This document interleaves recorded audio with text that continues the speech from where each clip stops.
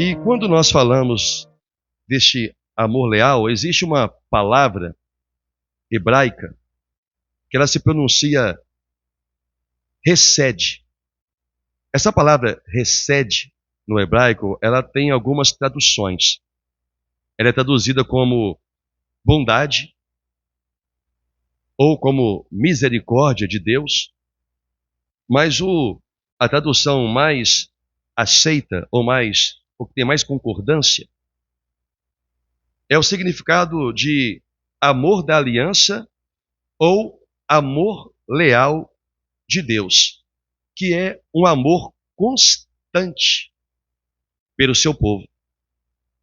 E é este amor constante que faz com que Deus, podemos assim dizer, expressou a palavra através dos profetas, hesed, dizendo para o povo: olha, o meu amor por vocês não é um amor transitório, não é um amor passageiro, não é um amor condicional. O meu amor por vocês é um amor hesed, é um amor leal, é um amor de aliança, de compromisso, que próprio Deus assume como seu povo. E conhecer este amor de Deus fará que nós também venhamos a conhecer, porque ele mesmo disse que amou o mundo de tal maneira, ou o que o próprio apóstolo Paulo mencionou, se não me engano foi Paulo, o amor de Deus me constrange, ou nos constrange. De fato, Deus teve fidelidade com a sua criação, Deus teve fidelidade com o homem, que desde o Éden sempre lhe foi infiel, sempre lhe foi desleal, nos envergonha, nos constrange. Podemos dizer para Deus, cada um declarar: ah, Senhor, eu te amo de todo o meu coração. Ainda assim, este amor que nós declaramos por Deus, ele é desleal. Porque muitas vezes faltamos com a lealdade a Deus, a lealdade de crer na palavra e por ela viver, a lealdade de corresponder àquilo que Deus nos ensina por meio da leitura, ou mais precisamente, por meio da pregação do seu evangelho. Então, como podemos nos comparar nosso amor ao amor de Deus? Por isso, Paulo diz que o amor de Deus constrange. E eu fico constrangido, principalmente quando passei a meditar nessa palavra sobre o amor leal de Deus, o amor hesed, o amor de aliança, de compromisso, que Deus jamais deixará de cumpri-lo, que Deus jamais deixará de demonstrá-lo para com o seu povo, para com o seu filho ou seus filhos. Então, eu quero ler com você aonde também esse amor hesed foi demonstrado e por que o amor de Deus foi um amor leal. E o profeta Oséias, no capítulo 4, que você já marcou aí na sua Bíblia, já está com ela aberta. Oséias foi um profeta, como tantos outros, que ficavam reclusos em orações, esperando o momento em que Deus quisesse falar através de si, através deles. E essa aqui foi a primeira vez que Deus falou através do profeta Oséias. E o profeta Oséias teve uma das tarefas não muito felizes para um profeta. O profeta Jeremias e o profeta Ezequiel, na minha opinião, tiveram as tarefas mais dolorosas, porque ambos tiveram que falar diretamente contra o pecado do povo e, por causa disso, sofreram as suas consequências. Jeremias, porque falou do pecado do povo diretamente, e Ezequiel, porque falou do pecado dos pastores, que apacentavam o rebanho de Deus no povo de Israel.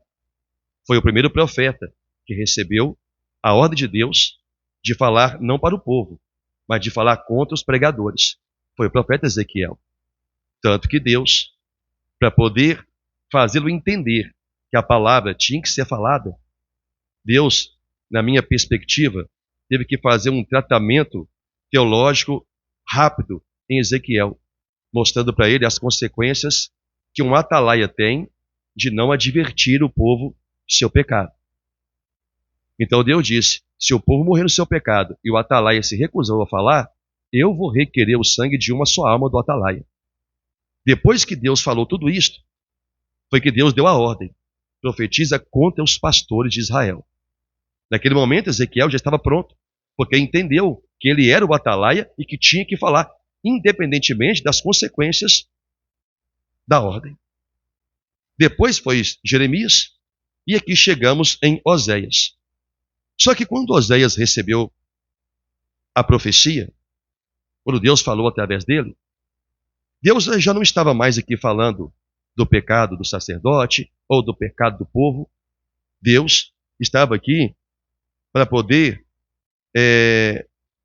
sentenciar o povo a uma grave punição.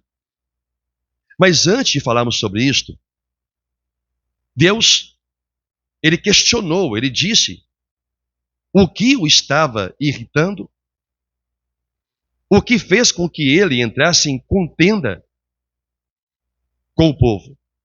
É o que fala o capítulo 4 de Ezequiel, a partir do versículo 1. Vamos ler apenas uma parte do contexto.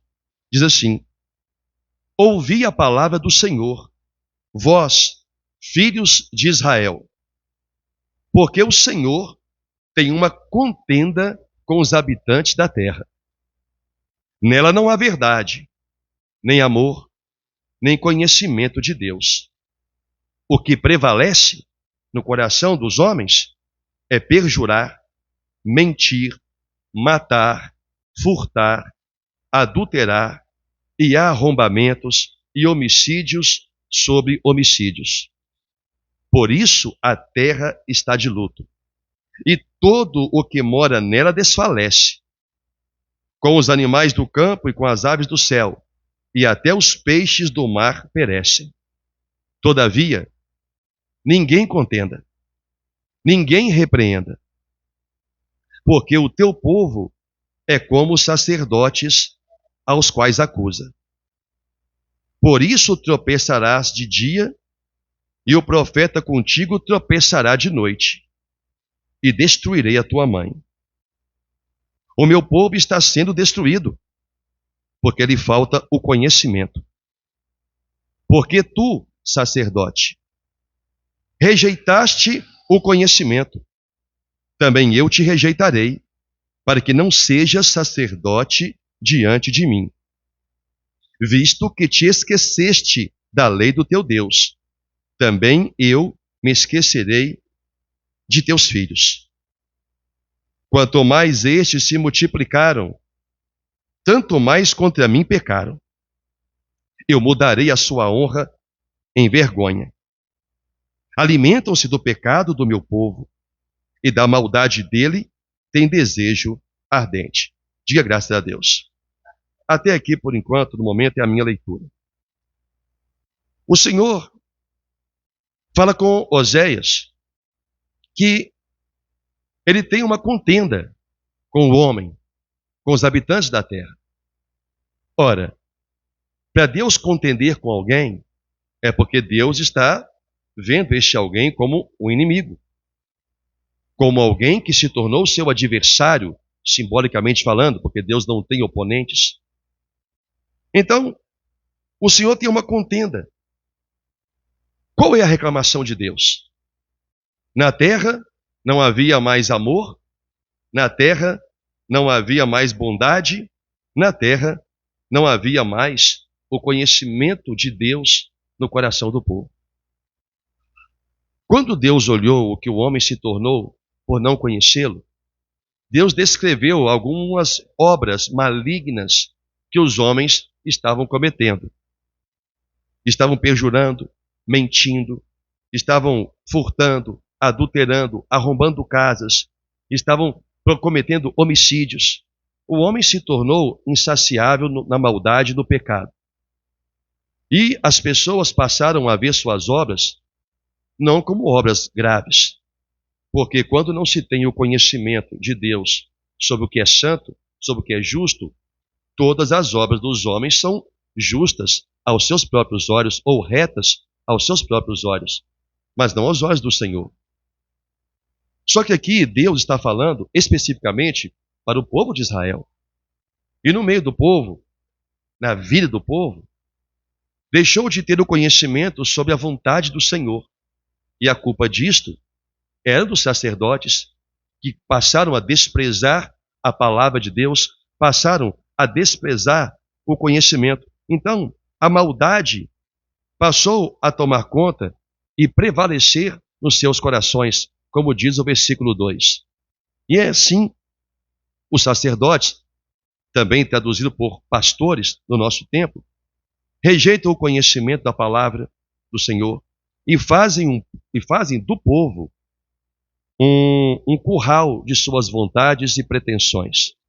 Assim também se tornaram as igrejas no tempo de hoje, como no tempo do povo de Israel. Se tornou um curral do pastor, onde ele domina e usa a palavra como melhor lhe parece, segundo as pretensões que tem, no sentido de guiar o povo ou exercer domínio sobre ele. Também conhecido como doutrina de Nicolaíta, que é exercer poder de engano sobre o povo.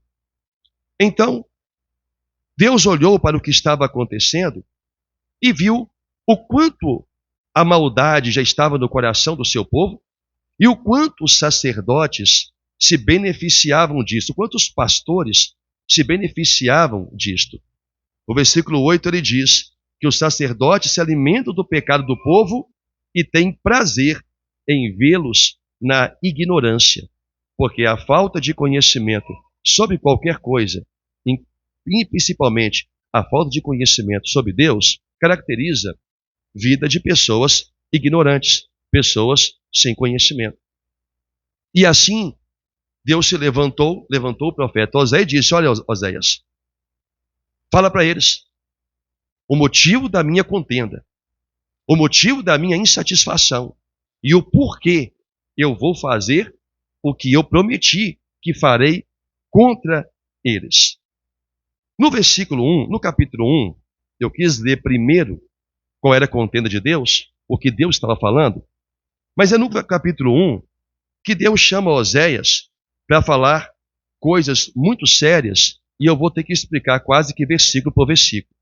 O versículo 1 de Oséias 1 diz: palavra do Senhor que foi dirigida a Oséias, filho de Beeri, nos dias de Uzias, Jotão, Acás, Ezequias, reis de Judá, e nos dias de Jeroboão, filho de Joás, rei de Israel.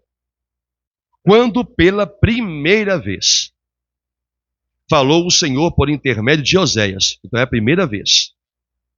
Então o Senhor lhe disse: vai, dá uma ordem, vai, toma uma mulher de prostituições e terás filhos de prostituição, porque a terra se prostituiu, desviando-se do Senhor. Foi-se, pois, e tomou a Gomer, filha de Diblaim, e ela concebeu e lhe deu um filho. Disse-lhe o Senhor: põe-lhe o nome de Jezreel, porque daqui a pouco castigarei pelo sangue de Jezreel a casa de Jeú, e farei cessar o reino da casa de Israel. Dá uma paradinha aqui, que eu preciso explicar algumas coisas. Preste atenção. Deus chama Oséias, pela primeira vez, ele ouve a voz do Senhor, e a primeira coisa que ele ouve de Deus é: vai, me obedeça no que eu vou te falar agora.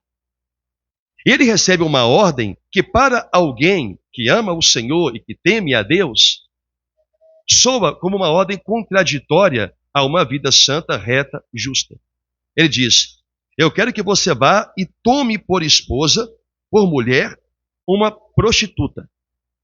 E eu quero que você tenha filhos dela. O profeta, eu posso imaginar, ouve aquela palavra e sem repudiar, sem hesitar, é a palavra, Ele obedece.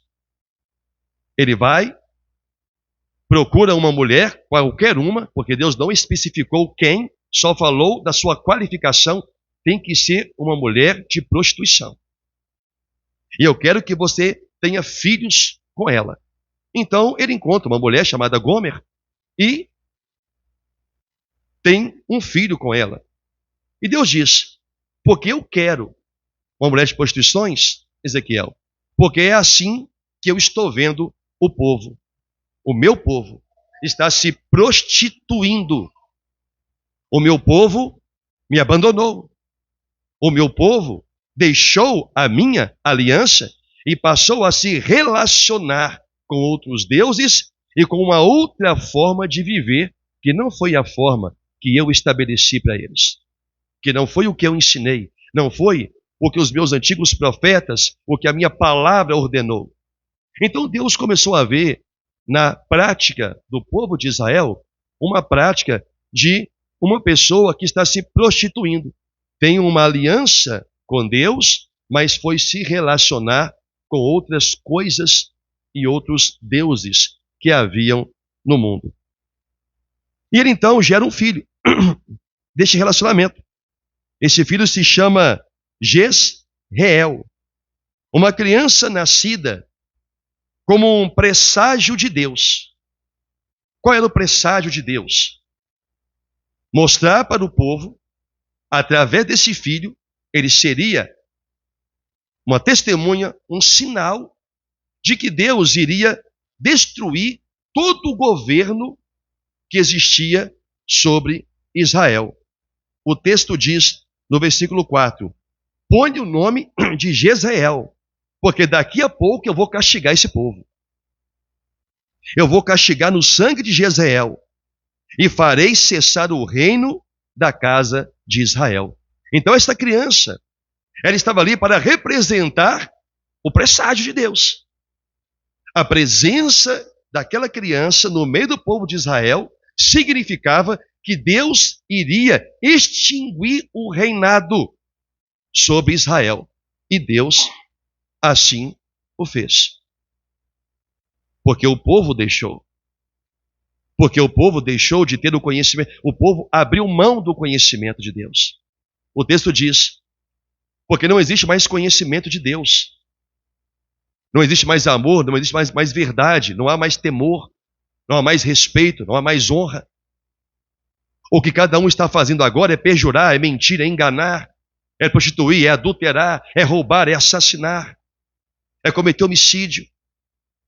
A maldade se tornou tão presente na vida do povo de Israel que Deus começou a contender com eles, a pelejar contra eles, por causa da maldade dos seus pecados. Então Deus chama, e esta criança, Jezreel, passa a ser o símbolo de que Deus, em um determinado tempo, iria cumprir o que ele está aqui falando para o profeta Oséias. Então Deus anuncia, o castigo certamente virá, que o reino da casa de Israel iria acabar, e ele fala, vamos ler o versículo abaixo, o versículo 7, versículo 5, naquele dia quebrarei o arco da casa de Israel no vale de Jezreel. A palavra arco aqui nesse contexto significa a força de Israel. Por quê? Porque o arco, do arco e flecha, é a força que impulsiona a flecha. O arco é a força de tudo isso. Então o Senhor diz que ele vai quebrar essa força de Israel, quebrando o seu arco. Israel, que sempre foi uma nação vitoriosa, temida, porque Deus era com ele, a força de Israel era a presença de Deus, era o agrado de Deus. A palavra diz que a alegria do Senhor é a nossa força. A alegria de Deus conosco é a força que teremos para poder vencer as batalhas de nossas vidas. Se Deus estiver descontente, Deus entra em contenda. É o que Deus entrou. Deus passou a ficar descontente com o povo, porque abandonaram o conhecimento. Abandonaram, preferiram não obedecer.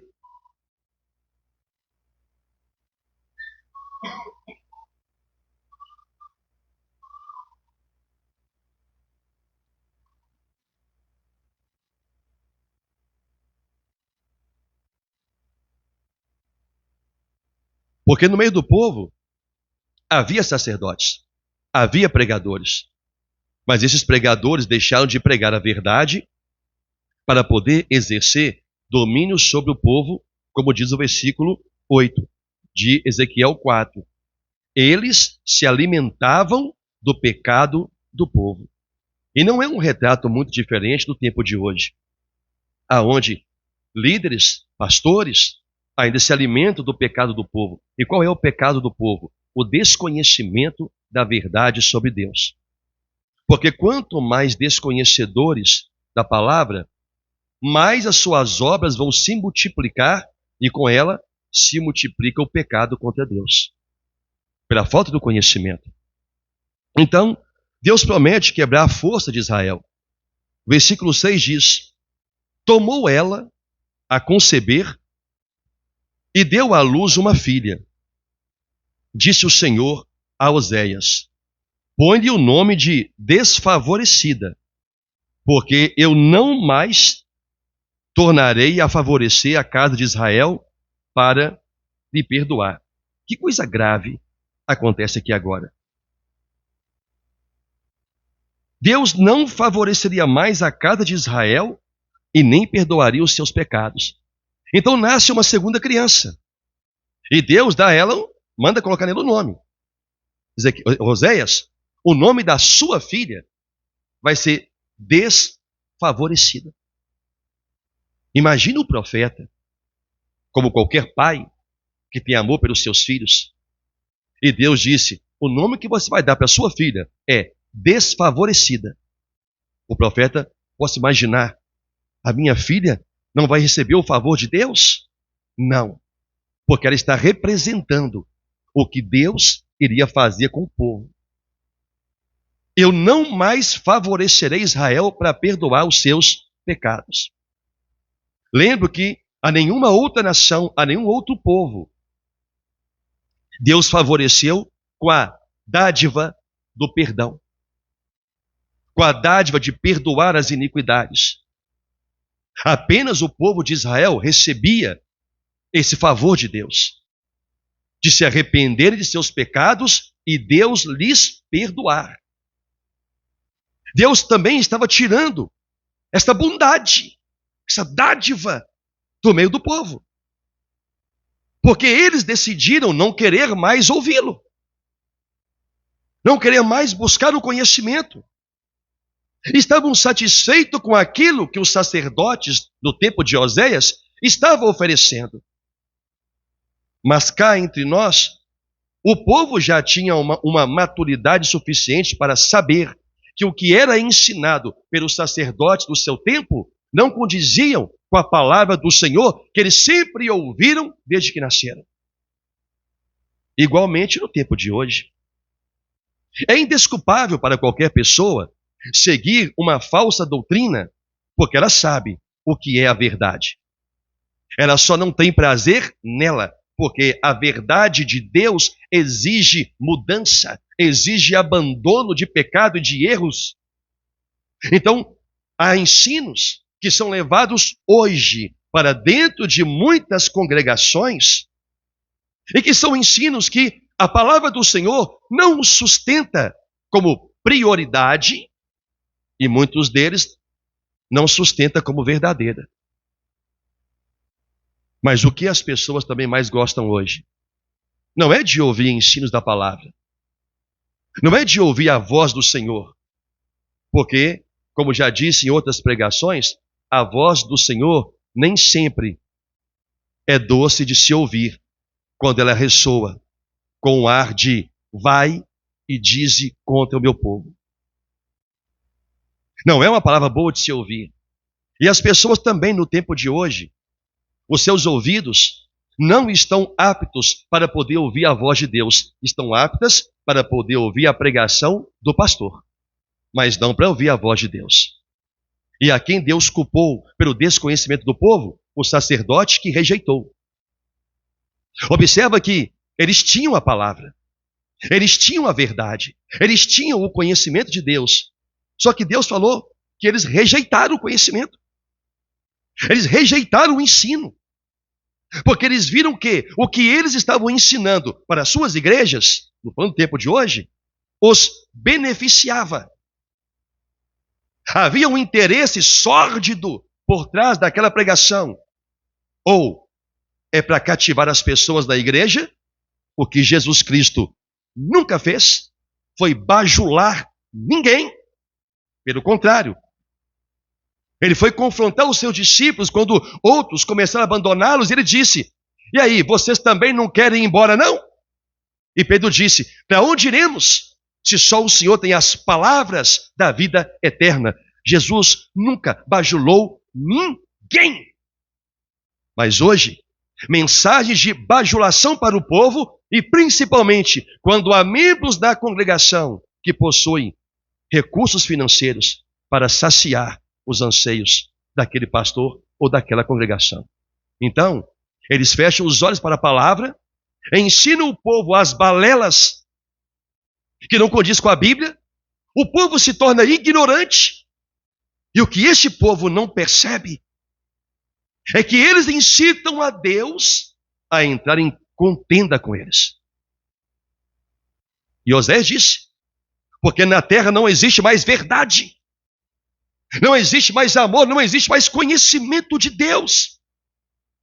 E o meu povo, Deus chama de propriedade, meu povo está sendo destruído pela falta desse conhecimento que os sacerdotes do tempo de Oséias e os pastores do tempo de hoje, a maioria deles, negligenciam, porque a verdade não traz benefício para a congregação. A verdade traz salvação para o povo.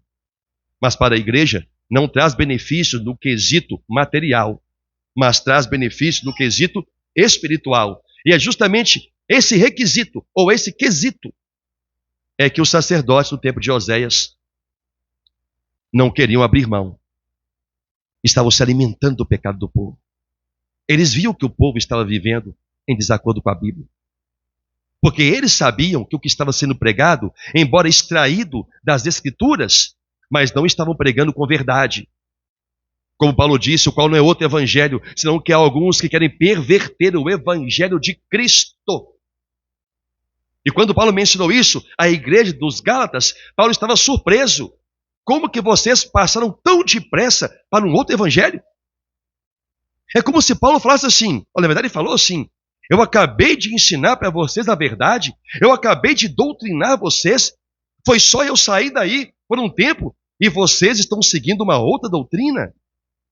É porque o povo tem como aptidão não querer ouvir a Deus quando a palavra de Deus é contraditória aos seus anseios. Porque assim como é o povo, Oséias disse, também é o seu sacerdote. Então, Deus faz com que Oséias tenha relação com a prostituta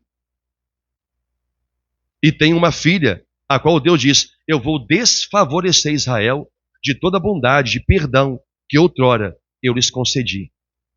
E lembra que uma alma que não é perdoada é uma alma condenada, porque o pecado vai estar patente aos olhos do Senhor.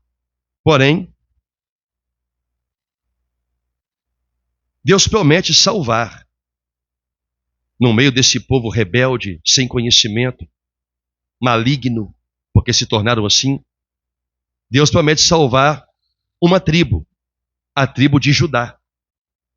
Mas não mais pela força, como Deus sempre salvou o povo de Israel. Olha o versículo 7. Porém, Oséias 1, versículo 7. Porém, da casa de Judá me compadecerei e o salvarei pelo Senhor, seu Deus. Pois não o salvarei pelo arco, pela força, nem pela espada, nem pela guerra, nem pelos cavalos, nem pelos cavaleiros. Nem pelos cavaleiros. Então, ouça. Aqui o Senhor está profetizando a vinda do Messias. Que ele agora iria salvar o povo, não através das guerras que Deus sempre lutou com eles e muitas vezes por eles. Não através da força, ou da violência, ou de espada, ou de cavalos, ou de cavaleiros. Deus agora está prometendo um outro poder salvador. Mas veja que o povo, a tribo de Judá, era a tribo que estava inserida no meio do povo que estava fazendo com que Deus ficasse o quê? Descontente. A ponto de Deus também ter uma contenda com eles. Porém, a tribo de Judá, Deus disse, deles eu vou me compadecer. Aí eu me lembro das palavras de Paulo em Romanos 9, 8 e 9. Compadecer-me-ei de quem eu quiser me compadecer, e terei compaixão de quem eu quiser ter compaixão. Deus estava ali apresentando o quê? A sua soberania de querer se compadecer de quem ele quisesse. E no meio das 12 tribos, Deus disse, a tribo de Judá, eu vou me compadecer. Eu vou salvá-los. Eu vou poupá-los da minha ira. E não vou salvá-los mais com o poder que sempre salvei o povo.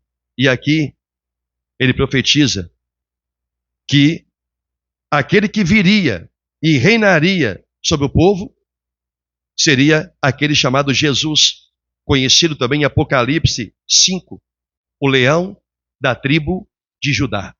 Apocalipse 5, versículo 5.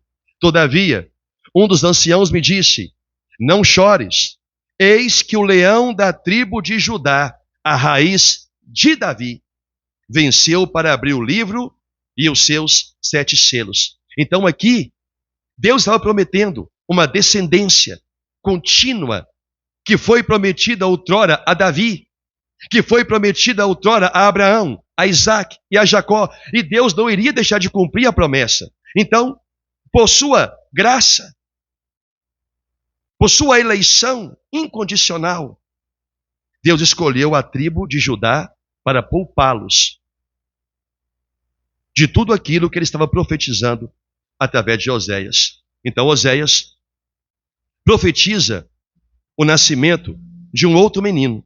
Versículo 9. Diz assim, disse o Senhor a Oséias, Oséias 1:9, põe-lhe o nome, vou ler o versículo 8, tá? Depois de haver desmamado a desfavorecida, concebeu e deu à luz um filho. Disse o Senhor a Oséias, põe-lhe o nome de não meu povo, porque vós não sois meu povo, nem eu serei o vosso Deus. Olha que coisa triste. Deus agora manda Oséias ter um outro filho. E o nome desse filho é não meu povo. Vocês não são o meu povo. O primeiro filho, Jezreel. Eu vou destruir o reino de Israel.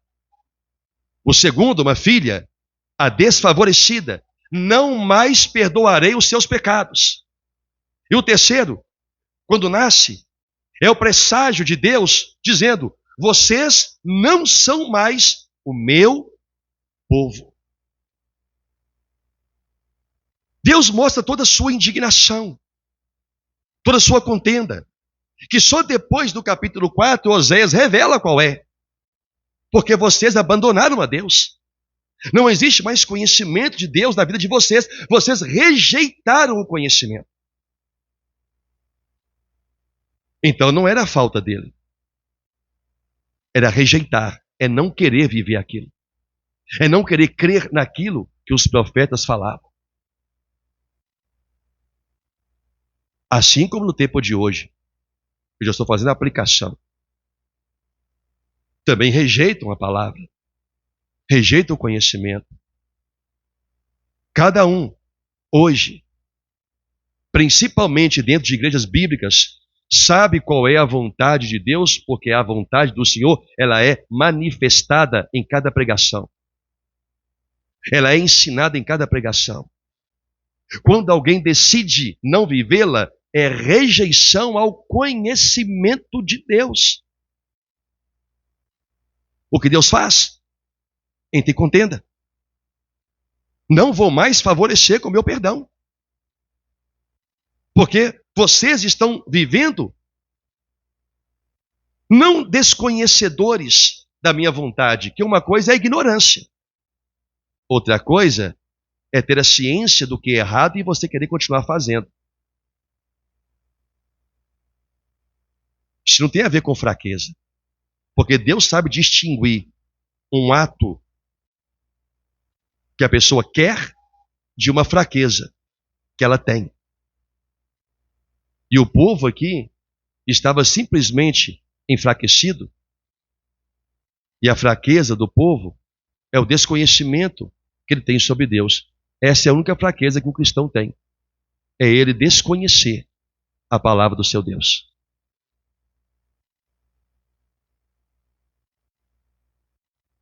Então Deus, depois de tudo o que esse povo fez para ele e contra ele, Deus agora manifesta o amor, no hebraico, hesed, amor leal. Leal a quem? Ao povo de Israel? Não. Leal àqueles que ele escolheu. O versículo 10 e 11 fala da profecia dos eleitos de Deus. O texto diz assim: todavia, o número dos filhos de Israel será como a areia do mar, que se não pode medir nem contar. E acontecerá que, no lugar onde se lhe dizia, vós não sois meu povo, se lhes dirá, vós sois filhos do Deus vivo. Os filhos de Judá e os filhos de Israel se congregarão e constituirão sobre si uma só cabeça. E subirão da terra, porque grande será o dia de Jezreel.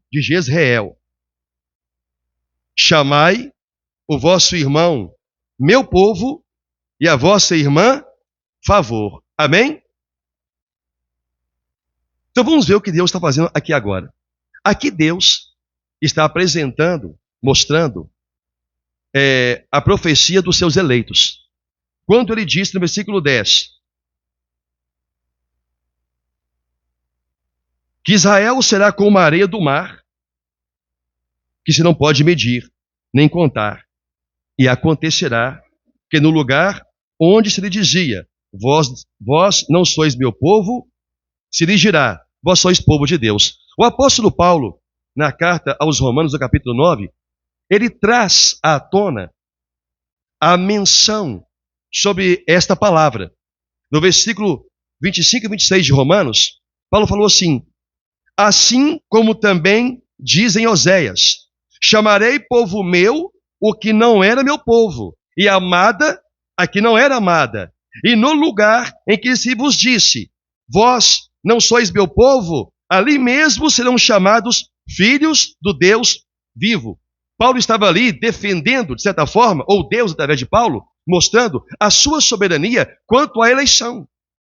Então Deus disse, olha, o que eu prometi a Abraão, que ele terá uma descendência como a areia do mar, se Deus extinguisse todo o povo de Israel neste tempo, por causa da sua contenda, como Deus então cumpriria a palavra? Deus precisava de um remanescente fiel, de um remanescente que ele viesse a demonstrar o seu amor leal. Leal a quem? Leal aos homens aos quais ele empenhou a palavra. E leal aos homens aos quais atenderiam a todo o ensino que lhes fosse entregue pelos seus servos. Então aqui começa o amor leal de Deus.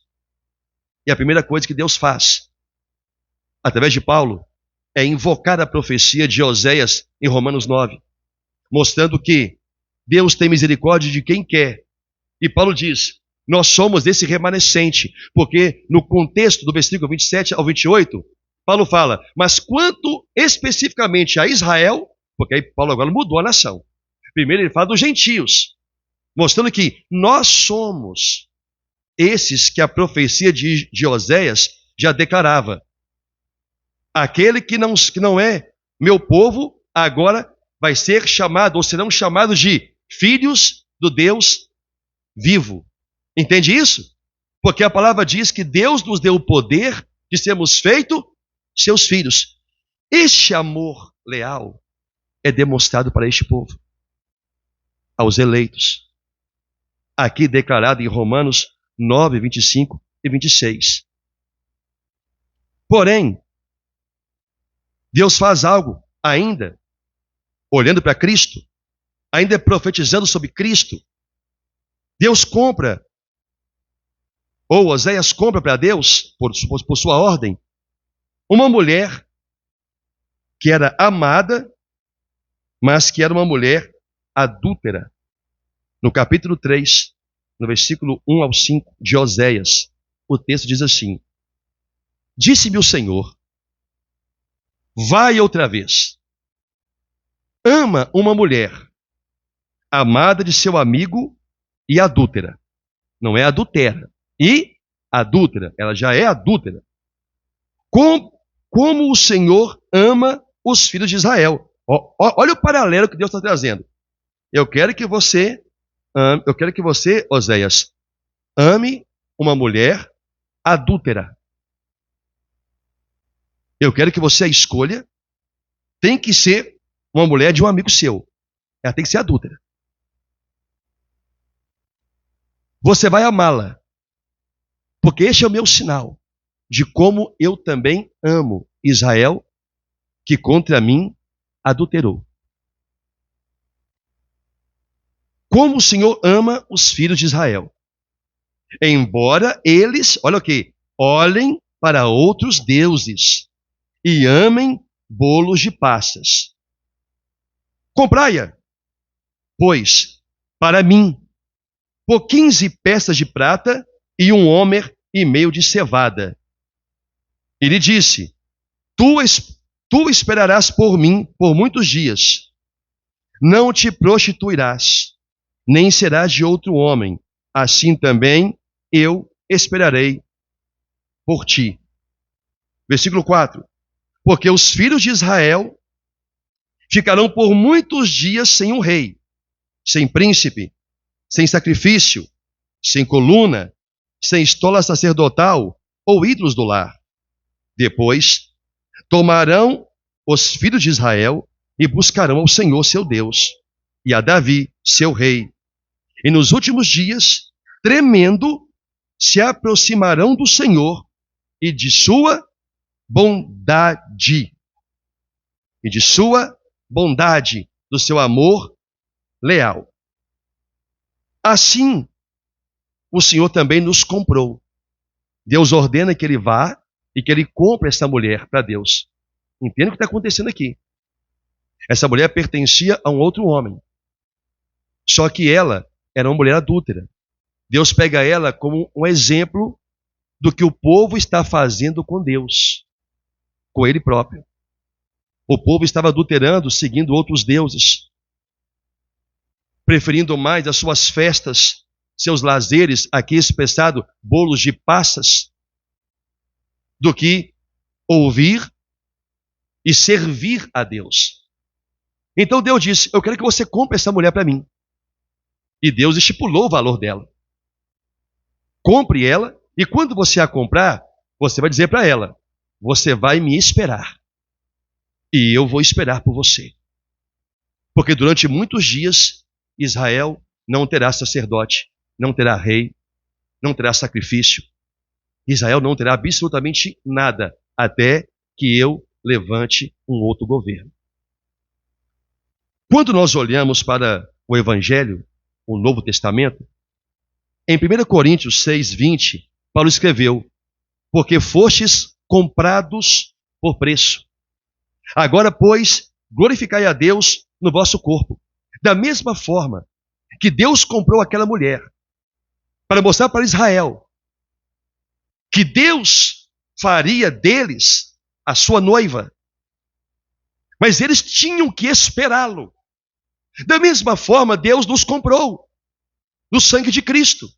Olha aqui, é a mesma obra, pelos mesmos pecados.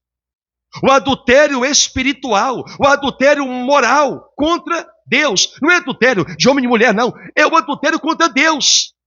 O adultério contra a palavra, contra a verdade, contra uma vida santa que Deus tem colocado diante do povo e o povo tem rejeitado. Assim nós, Paulo já dizia, assim nós também vivíamos em nossos delitos e pecados. Em Efésios 2, Paulo diz, ele vos deu vida, estando vós mortos em vossos delitos e em vossos pecados. O que Deus estava prometendo para o povo de Israel, para a tribo de Judá, mas o povo de Israel, era um amor que nenhum deles jamais havia visto. Um amor leal. Porque Deus estava sendo leal aos seus antigos servos, Abraão, Isaque, Jacó, Davi, os quais receberam as profecias de que teriam descendência. E Deus fala, quando eu suscitar, haverá o reinado de Davi, porque Davi é o vosso rei. Davi já havia morrido. Aquele homem, alvo de muitas pregações pelos seus, plural, seus pecados, adultério, maldade contra um homem, assassinato. Deus fala, este é o rei de vocês. Homem segundo o meu coração, mas que pertencia àqueles que Deus havia escolhido, que Deus se compadeceu. Lembro que antes de Davi receber, antes do coração de Davi ficar compungido pelo pecado, o profeta disse, Natan disse, ei, mas o Senhor já te perdoou. Davi nem demonstrou arrependimento, mas Deus já conhecia o seu coração. Ele já te perdoou. Você vai se arrepender, você vai chorar, Deus já sabe que tudo isso vai acontecer. Você já está perdoado. É vida que segue. Só que vida que segue com as consequências. Então, quando Deus deu essa palavra para Paulo, ele estava dizendo, Paulo, ele deu vida porque ele prometeu um amor. E ele amou o mundo de tal maneira, amou os seus eleitos de tal maneira. E Deus tem sido leal nesse amor. Por este amor, ele sacrificou o seu filho. Amor leal. Por este amor, ele nos deu vida quando nós estávamos mortos. Por causa daquilo que mais fere Deus, os nossos pecados, que foi o que feriu Jesus na cruz. Foi o que o fez agonizar. Não era a dor dos pregos, porque isso os outros dois ladrões também estavam sentindo. Então, de uma certa perspectiva, não tinha nada de diferente. Mas, quando os pecados estavam sendo, os nossos pecados estavam sendo atraídos para Ele, ali é que houve a dor. Ali é que houve o sofrimento de Deus. De ter se tornado maldito, ter se tornado pecador pelos nossos pecados.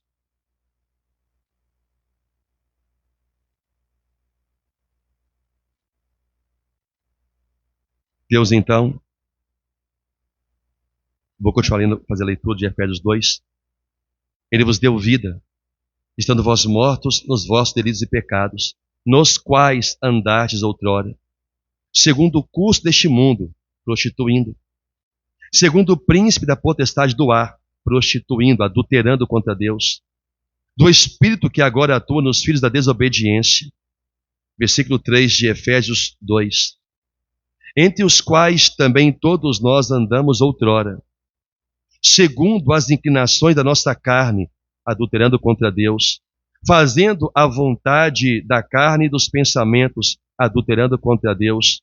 E éramos por natureza filhos da ira, como também os demais, assim como o povo de Judá também era quando estava no meio do povo de Israel no tempo de Oséias. Está compreendendo aqui?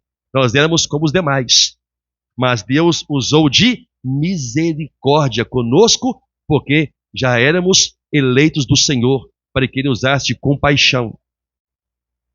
Mas Deus, versículo 4, sendo rico em misericórdia, por um único motivo, por causa do grande amor com que nos amou, amor recede, amor leal de Deus, por causa da sua lealdade em amar, estando nós mortos em nossos delitos e em nossos pecados, nos deu vida juntamente com Cristo.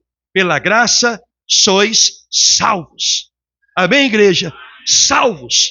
É o amor recede, é o amor de Deus, que é o amor leal, leal àqueles que Ele chamou para si, e eles jamais se perderão.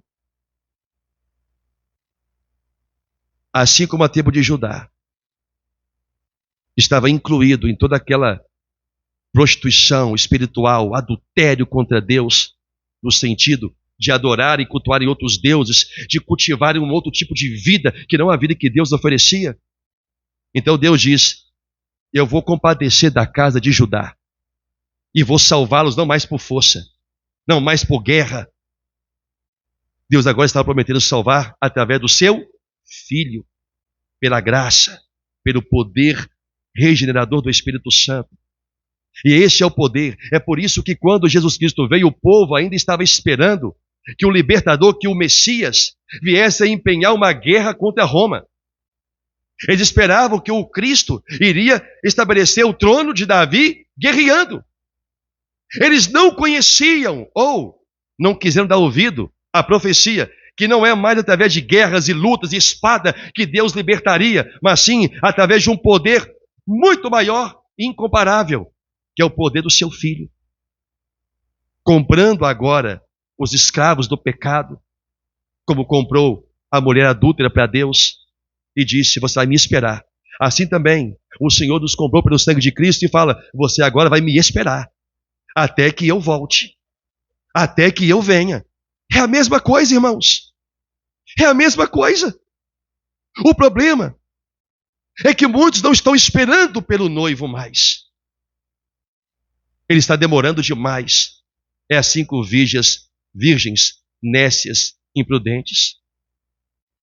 E outros estão esperando, mas vivendo uma falta de conhecimento sobre Deus, porque os sacerdotes estão recusando a ensinar a verdade, recusando a corrigir, a exortar o povo, a falar da parte do Senhor. Estão recusando a ir, porque Oséias 4 disse: eles têm prazer no pecado do meu povo e se alimentam dele.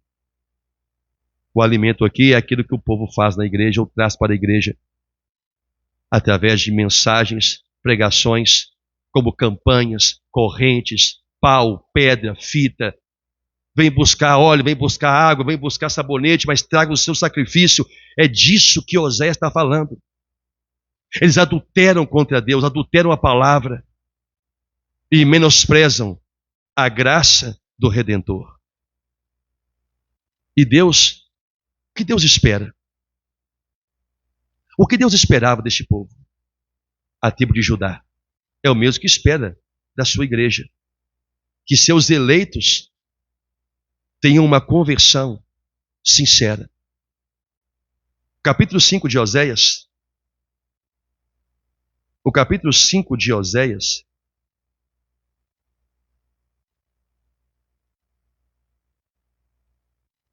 versículo 15, diz assim: irei e voltarei. É isso aí. Irei e voltarei para o meu lugar, até que se reconheçam culpados e busquem a minha face. Estando eles angustiados, cedo buscarão, dizendo: vinde e tornemos para o Senhor, porque ele nos despedaçou e nos sarará. Fez a ferida e a ligará. Depois de 2 dias nos revigorará ao terceiro dia nos levantará e viveremos diante dele. Conheçamos e prossigamos em conhecer ao Senhor. Espera, mas antes, qual era a queixa do Senhor? Nela, na terra, não existe mais verdade, nem amor e nem conhecimento de Deus. Agora Deus está dizendo, eles vão dizer, ei, vamos prosseguir em conhecer a Deus. Para quem que Deus está falando isso? Para a tribo de Judá, a tribo a qual Deus decidiu compadecer, e não as demais. Eles voltariam para Deus. Eles iriam reconhecer, eles se reconheceriam como culpados, necessitados do perdão de Deus. E Deus lhes daria o perdão à tribo de Judá. Continuando, versículo 2, versículo 3, Oséias 6, versículo 3. Conheçamos e prossigamos em conhecer ao Senhor. Como a alva, a sua vinda é certa, e ele descerá sobre nós como a chuva, como chuva serôndia que rega a terra. Ouça, a descendência de Judá, aos descendentes de Abraão, pela fé, porque está escrito em Gálatas 3:7, sabei, pois, que os da fé é que são filhos de Abraão. Então, a essa descendência de Judá, e a descendência pela fé de Abraão, e aqui somos nós, os que cremos, nós, os que fomos chamados por Deus para uma viva esperança, nós, os que fomos regenerados pelo sangue de Cristo, lavado, perdoado, nós, que somos filhos de Abraão pela fé. O Senhor diz, venham para o Senhor com arrependimento em seus corações. Venham para o Senhor com arrependimento nos seus corações. É isso que Deus espera dos seus eleitos.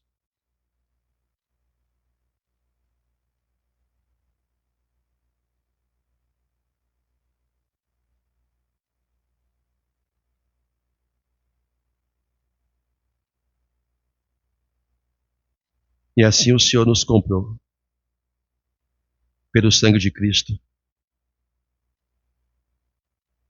demonstrando por cada um amor leal, um amor fiel, um amor que não volta atrás, um amor que cuida, que perdoa, que sara. Ele faz a ferida e ele liga. Ele corrige a açoita e ele sara os vergões do açoite. Mas o Senhor diz, tanto à tribo de Judá, quanto aos descendentes de Abraão pela fé, aos seus eleitos, venham, eu vou para o meu lugar, mas vocês virão a mim com arrependimento. Cedo vocês me buscarão. E o Senhor sarará a nossa ferida. Vamos orar. Senhor nosso Deus, amado Pai, em nome do nosso Senhor e Salvador Jesus Cristo. Ah, meu Senhor Jesus, o teu amor é leal, o teu amor é incondicional.